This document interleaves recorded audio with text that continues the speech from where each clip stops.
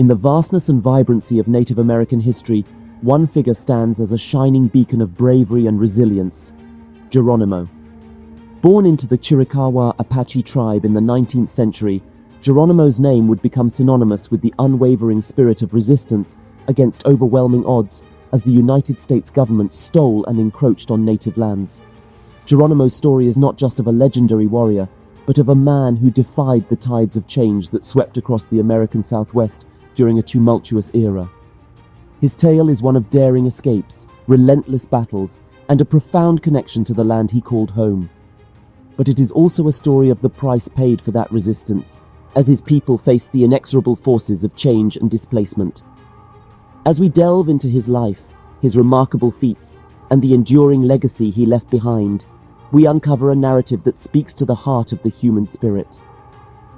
We will peel back the layers of history to reveal the complexities of his character, leadership, and unyielding commitment to preserving his people's way of life.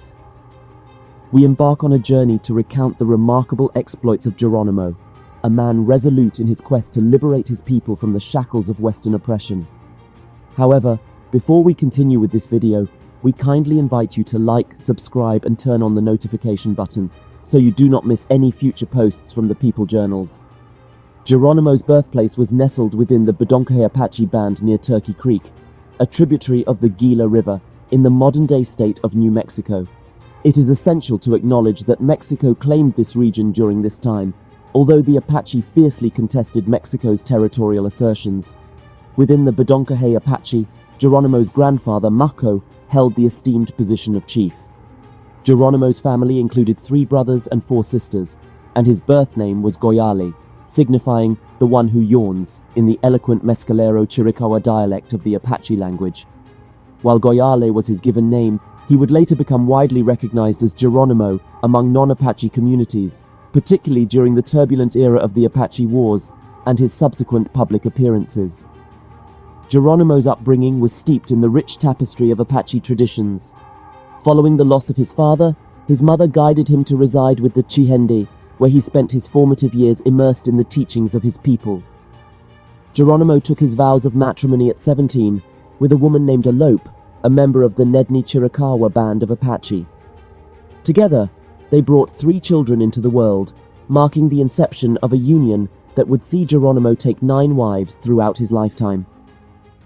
A pivotal event etched indelibly in the annals of history occurred on March 5, 1851, when a formidable company of 400 Mexican soldiers launched a daring assault on Geronimo's camp just beyond Llanos, known in the Apache tongue as Casquille. These Mexican soldiers, who mostly hailed from Sonora, were under the command of Colonel Jose Maria Carrasco. The assault occurred while the campmen were away trading in the town. Carrasco contended that his pursuit of the Apaches to Llanos, Chihuahua, stemmed from a prior raid they had executed in Sonora, where they had seized livestock valuables and decisively defeated Mexican militia forces. Tragically, among the casualties of Carrasco's attack were Geronimo's wife, children, and mother. This profound loss fueled Geronimo's lifelong hatred toward all Mexicans, leading him and his followers to frequently engage in attacks on and killings of Mexican groups they encountered. Throughout Geronimo's adult life, his hatred, mistrust, and dislike of Mexicans were markedly more pronounced than his feelings toward Americans.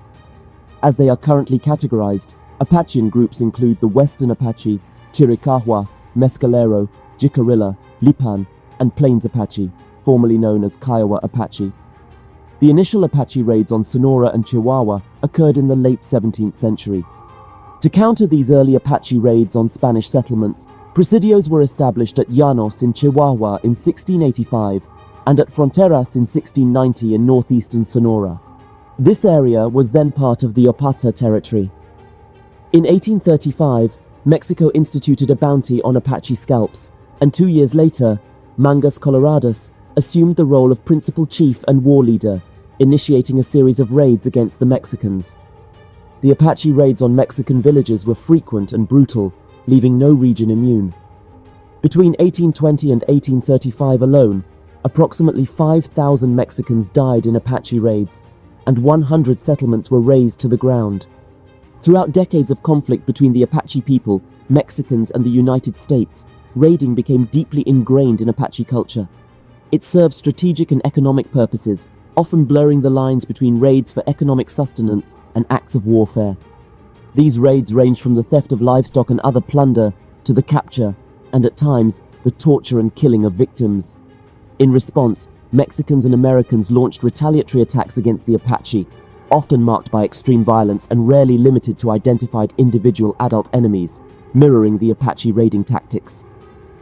This cycle of raiding and retaliation fueled a revolution of virulent revenge warfare that oscillated between Apaches and Mexicans, and later, Apaches and Americans. From 1850 to 1886, Geronimo and other Apache leaders conducted numerous attacks. Geronimo's motivations are driven by a deep desire for vengeance following the murder of his family by Mexican soldiers. During this period, he garnered a reputation for brutality that surpassed that of his contemporaries, as his fighting prowess spanned over 3 decades and became a defining aspect of his character. Within his Chiricahua tribe, Geronimo elicited mixed feelings. While he was respected as a skilled and influential leader in raids and warfare, he did not appear particularly likable and lacked widespread popularity among other Apaches. That was primarily due to his refusal to yield to American government demands, which caused some Apaches to fear the potential American response. Nevertheless, Geronimo commanded awe among the Apache people, who believed he possessed supernatural abilities that he could use for both benevolent and malevolent purposes. Eyewitness accounts by other Apaches recounted Geronimo's extraordinary skills, including his capacity to perceive distant events as they unfolded and his ability to anticipate future occurrences. Geronimo went on to demonstrate the power to heal his fellow Apaches. As time passed, Geronimo's leader, Mangus Coloradas, would seek Geronimo's assistance in seeking revenge against the Mexicans. This pivotal moment led to the emergence of the name Geronimo. This moniker originated from a battle where he courageously engaged Mexican soldiers with a knife, undeterred by a deadly barrage of bullets. The exact source of the name remains a subject of debate among historians. Some suggest it may have resulted from pleas by the soldiers for help from St. Jerome, Geronimo. Debo repeats this theory and speculates that it might have been the closest approximation the Mexican soldiers could muster to the sounds of his actual name, although this seems unlikely phonetically. Encounters involving attacks and counterattacks between Geronimo's Apache group and Mexicans were frequent. In December 1860, a surprise assault was launched by 30 miners on an encampment of Bedonkohe Apaches along the western bank of the Mimbres River. Historian Edwin R. Sweeney noted that the miners killed 4 Indians, wounded others, and captured 13 women and children. Subsequently, Apache reprisals, including raids on U.S. citizens and their property, ensued. In 1873, hostilities erupted once more when Mexicans launched an attack on the Apache. After months of mountainous warfare, the Apache and Mexicans reached a peace agreement at Casas Grande. However, after the terms were settled, Mexican troops offered mezcal to the Apache. While intoxicated, they unexpectedly attacked, resulting in the death of 20 Apaches and the capture of some. That forced the Apache to retreat into the mountains. Despite being outnumbered, Geronimo continued to resist Mexican and United States troops. His daring actions and numerous escapes from captivity between 1858 and 1886 earned him widespread renown. One legendary escape story suggests that Geronimo and his followers sought refuge in a cave in the Robledo Mountains of southwest New Mexico. U.S. soldiers reportedly waited at the cave entrance for Geronimo to emerge, but he never did. Later, reports circulated that Geronimo had been spotted outside the cave. This cave has since been named Geronimo's Cave, although no historical or oral records corroborate this event. It is worth noting that similar stories exist regarding other caves where Geronimo or other Apaches allegedly entered to evade troops, but were not observed exiting. The Apache-United States conflict stemmed directly from the long-standing Apache-Mexican conflict that had been ongoing in the same general region since the early days of Mexican and Spanish settlement in the 17th century. While residing on reservations shielded the Apaches from the direct violence of warfare, they faced a higher prevalence of disabilities and deaths due to diseases like malaria. On the positive side, the government provided rations, although corruption among Indian agents sometimes led to dangerously scarce rationing. The Apache people, who had lived as semi-nomads for generations, were dissatisfied with the restrictive reservation system. In resistance to reservation life, Various Apache leaders had previously led their bands in breakouts from the reservations. On 3 separate occasions, in April or August 1878, September 1881, and May 1885, Geronimo led his group of followers in breakouts from the reservations, seeking to return to their former nomadic lifestyle associated with raiding and warfare. After each escape, Geronimo and his followers would traverse Arizona and New Mexico, making their way to Mexico, where they engaged in killing and plundering as they moved, eventually establishing new bases in the rugged and isolated Sierra Madre Occidental Mountains. In Mexico, they were beyond the reach of U.S. armed forces, utilizing their intimate knowledge of the challenging Sierra terrain to evade pursuit and shield themselves from attacks.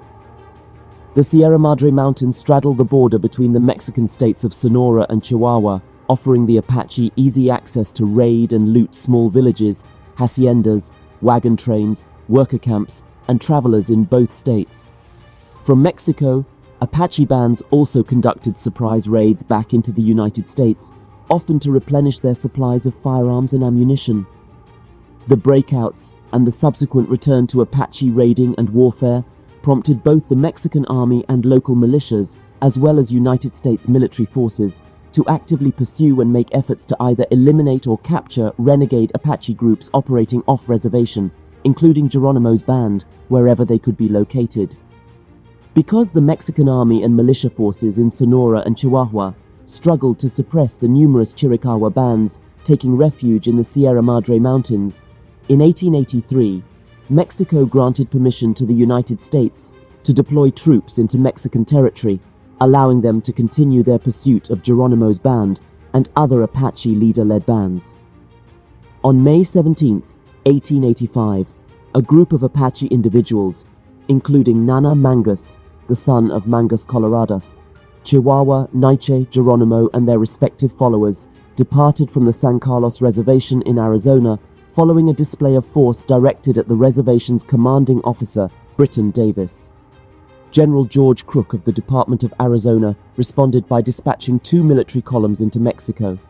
The first column was under the command of Captain Emmett Crawford, and Captain Wirt Davis led the second. Each column consisted of a cavalry troop, typically comprising around 40 men, and approximately 100 Apache scouts recruited from among the Apache community. These Apache scout units proved highly effective in locating the mountain hideouts of the Apache bands and either eliminating or capturing their members.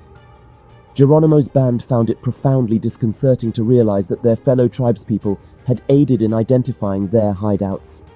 The pursuit of the Apache continued throughout the summer and autumn, spanning the regions of Mexican Chihuahua and eventually returning to the United States border.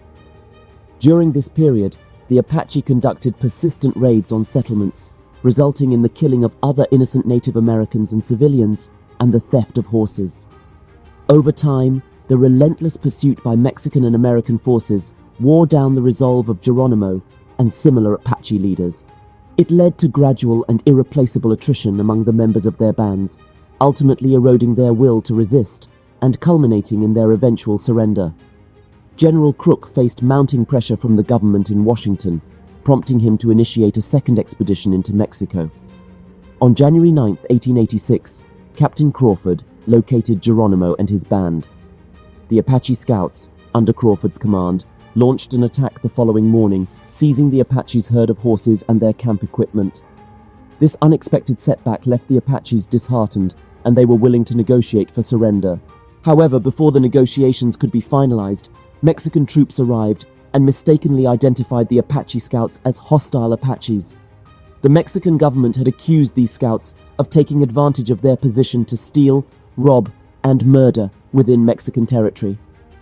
Consequently, the Mexican forces initiated an attack that resulted in the tragic death of Captain Crawford. Lieutenant Mouse, the highest-ranking officer remaining, held a meeting with Geronimo, during which Geronimo agreed to meet with General Crook. For their rendezvous location, Geronimo selected the Cañón de los Embudos, also known as the Canyon of the Funnels, situated within the Sierra Madre Mountains. This location was approximately 86 miles, 138 kilometers, from Fort Bowie and roughly 20 miles, 32 kilometers, south of the international border, near the border separating Sonora and Chihuahua. Geronimo, who had set up camp on the Mexican side of the border, initially agreed to General Crook's terms for surrender. However, that night, a soldier providing them with whiskey warned them that his band would be in mortal danger as soon as they crossed the border. In response, Geronimo, along with Nakite and 39 of his followers, slipped away during the cover of night. That sparked a series of heated telegrams between Crook and General Philip Sheridan, with Crook defending his men's actions. Eventually, on April 1, 1886, Crook sent a telegram to Sheridan requesting to be relieved of his command, a request that Sheridan granted. General Nelson A. Miles took over from Crook as commander. In 1886, Miles appointed Captain Henry Lawton to lead B Troop, 4th Cavalry, stationed at Fort Huachuca, and First Lieutenant Charles B. Gatewood to head the expedition tasked with bringing Geronimo and his followers back to the reservation system for the final time. Lawton received orders to oversee operations south of the US-Mexico boundary, where it was believed that Geronimo and a small group of his followers would seek refuge from US authorities. Lawton's mission was to pursue, subdue, and return Geronimo, whether dead or alive, to the United States. Lawton's official report, dated September 9, 1886, summarized the actions of his unit and acknowledged several of his troops for their contributions. Geronimo credited Gatewood for his decision to surrender, as Gatewood was well acquainted with Geronimo, spoke some Apache, and respected their traditions and values. Lawton's relentless pursuit also played a crucial role in wearing down the Apaches, who had little time to rest or stay in one place. Exhausted and worn out, the small band of Apaches finally returned to the United States with Lawton and formally surrendered to General Miles on September 4, 1886, at Skeleton Canyon, Arizona. When Geronimo surrendered, he had a Winchester model 1876 lever action rifle with a silver washed barrel and receiver, now displayed at the United States Military Academy in West Point, New York. He also had a Colt single-action Army revolver with a nickel finish and ivory stocks, and a Sheffield Bowie knife featuring a dagger-type blade and a stag handle.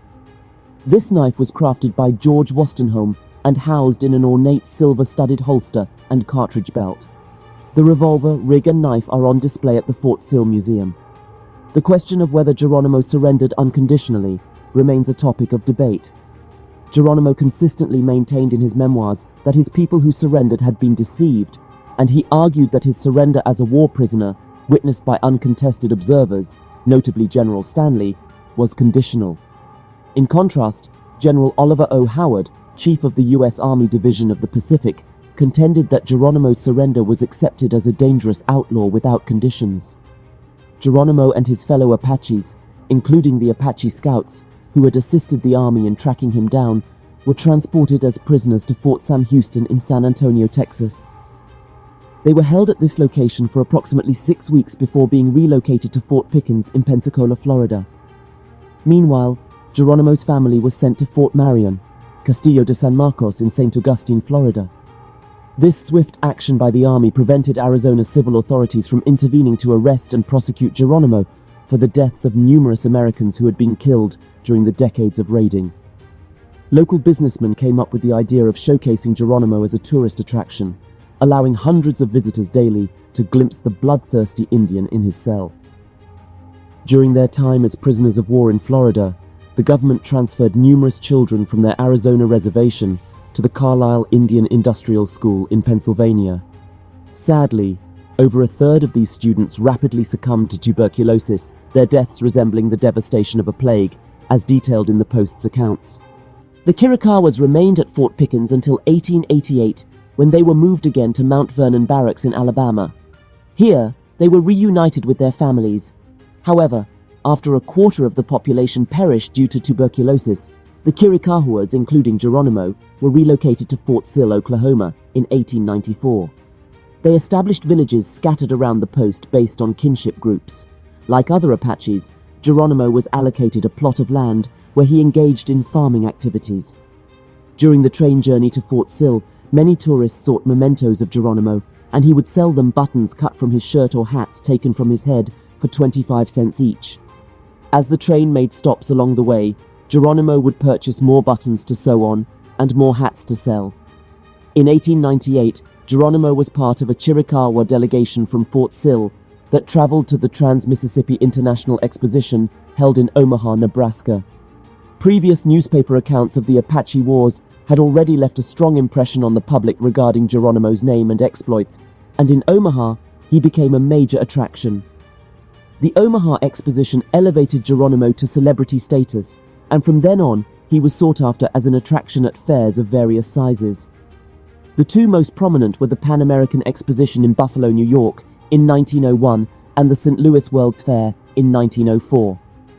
Under Army supervision, Geronimo donned traditional attire, posed for photographs, and sold his crafted items. After the exposition, Pawnee Bill's Wild West shows arranged an agreement with the government to enlist Geronimo as part of their show, once again with Army supervision. In these exhibitions, the Native Americans were depicted as deceptive, thieving, treacherous, and murderous, responsible for numerous fatalities, including those of men, women, and children. Spectators were eager to observe how the once regarded savage had been brought under control, and they paid Geronimo to obtain a button from the coat of the infamous Apache leader, although it is essential to clarify that Geronimo was not a chief. These shows generated significant income for Geronimo and allowed him to travel, albeit always under the watchful eye of government guards. In the 1905 inaugural parade of President Theodore Roosevelt, Geronimo rode on horseback down Pennsylvania Avenue alongside 5 Indian chiefs adorned in full headgear and painted faces. As one newspaper pointed out, the aim was to demonstrate to Americans that the hatchet had been buried forever. The group caused quite a sensation and garnered cheers from the crowds lining the parade route. Later that same week, Geronimo met with President Roosevelt and requested on behalf of the Chiricahuas at Fort Sill to be released from their prisoner of war status and allowed to return to their homeland in Arizona. However, President Roosevelt declined, citing the lingering animosity in Arizona stemming from the deaths of civilians, women, and children during Geronimo's raids throughout the extended Apache Wars. Through an interpreter, Roosevelt conveyed to Geronimo that he had a bad heart and reminded him of the harm he had inflicted on Roosevelt's people. Roosevelt said he would observe how you and your people behave on the reservation. In February 1909, Geronimo suffered a fall from his horse while riding home, where he remained exposed to the cold throughout the night until a friend discovered him in a highly ill state. Tragically, he succumbed to pneumonia on February 17, 1909, while still a prisoner of the United States at Fort Sill. On his deathbed, he confided to his nephew that he regretted his decision to surrender. His final words, as reported, were spoken to his nephew. "I should have never surrendered. I should have fought until I was the last man standing." His final resting place is at Fort Sill in the Beef Creek Apache Cemetery. And that is the end of today's video. Thank you for watching to the end. Remember to like the video and subscribe to our channel so you get notified each time we post another exciting narrative like this one.